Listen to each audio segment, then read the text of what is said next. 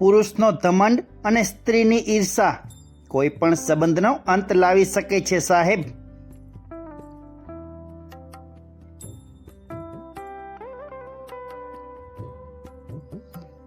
પોતાની પ્રગતિ પાછળ એટલા વ્યસ્ત રહો કે બીજાની નબળાઈઓ જોવાનો સમય જ ના રહે.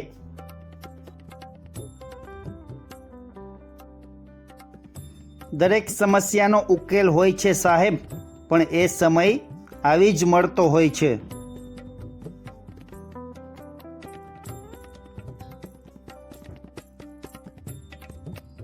તમે માળા બદલો, મંદિર બદલો કે ભગવાન બદલો, પણ સારા પરિણામ માટે તો એકવાર તમારા વિચાર બદલવા પડશે.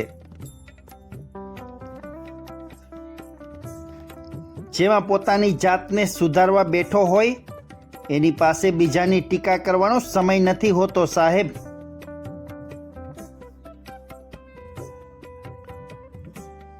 જિંદગીમાં ક્યારેય કોઈને નબળા ન સમજતા આખી દુનિયાને ડૂબાડવાની ક્ષમતા રાખનાર સમુદ્ર તેલના એક ટીપાને ડૂબાડી નથી શકતો.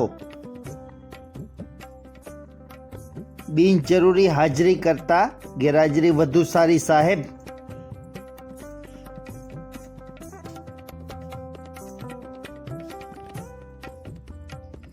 ખરાબ સમયમાં સમય અને ભગવાન બંને પર ભરોસો રાખજો, કેમ કે સમય કોલસાને હીરો બનાવી શકે છે અને ભગવાન રંકને પણ રાજા બનાવી શકે છે.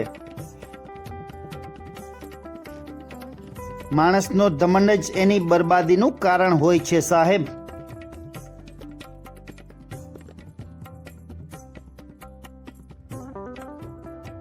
ઓળખાઈ જવાનો ડર જૂઠને હોય છે સાહેબ. સત્ય તો ઈચ્છે છે કે મને બધા જ ઓળખે.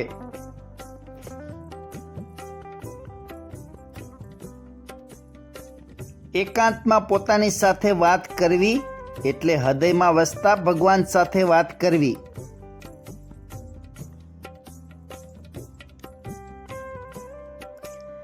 સાચા અને ખોટાની પરિભાષા સમય અને સંજોગો સાથે બદલાતી રહે છે.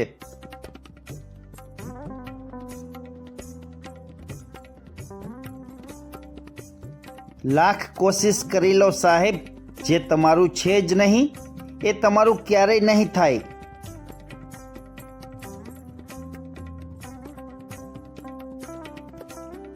માણસના વિચાર બીજાને વિચારતા કરી દે એવા હોવા જોઈએ સાહેબ.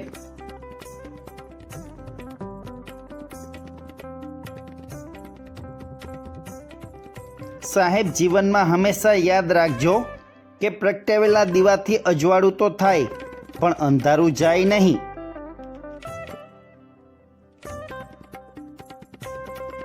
સમય બધાનો આવે છે સાહેબ, બસ થોડો સમય લાગે છે.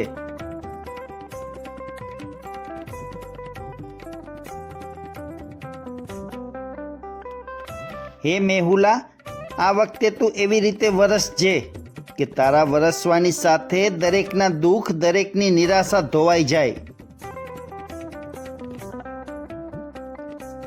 જે ઘરમાં મા બાપ હસતા હોય એ ઘરમાં ભગવાન વસતા હોય છે.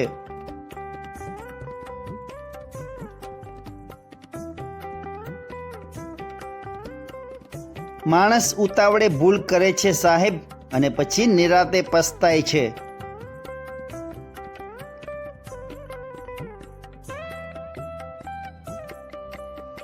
લોકો ભલે તમારા વિશે ગમે તે વિચારે, હંમેશા મોઢે સ્મિત રાખો અને આગળ વધો.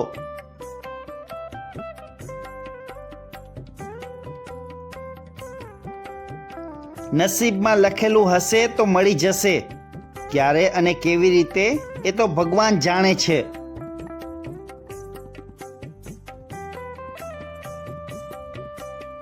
કાલની જો ભૂલશો નહીં તો કાલ કેવી રીતે બનાવશો.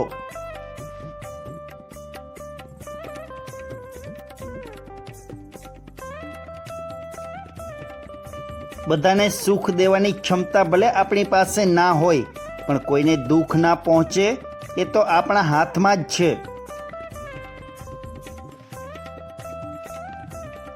જ્યારે કોઈ ના આવે ત્યારે એ આવે છે, જ્યારે કોઈ ના બચાવે ત્યારે એ બચાવે છે.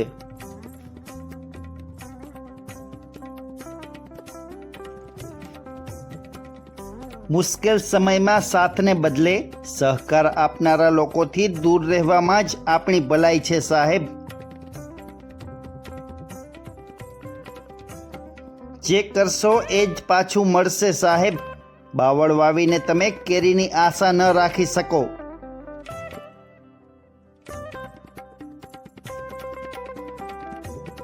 સાહેબ, મુસીબત નાની હોય કે પછી મોટી હોય, સમય પર એનું નિવારણ કરી દેવું.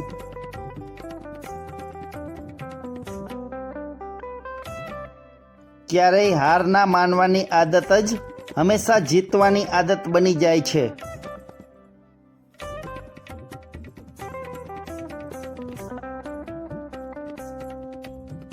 આવતીકાલે આપણી પાસે વધુ સમય હશે એ આપણા જીવનનો સૌથી મોટો ભ્રમ છે.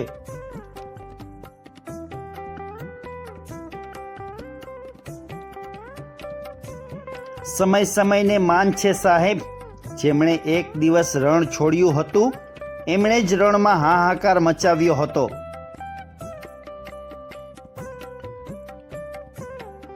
બંને આંખો ધ્યાનમાં અને ત્રીજી બ્રહ્માંડમાં ફરે. જે ભોલેનાથના ચરણે નમે એનો કોઈ વાળ વાંકો ના કરે.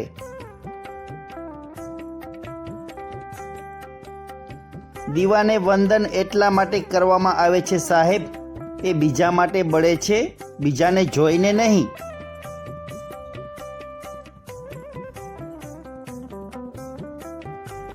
જીભને સાચવવી એટલે સોનાના ઘરેણાં સાચવવા કરતાં પણ અઘરી વાત છે સાહેબ.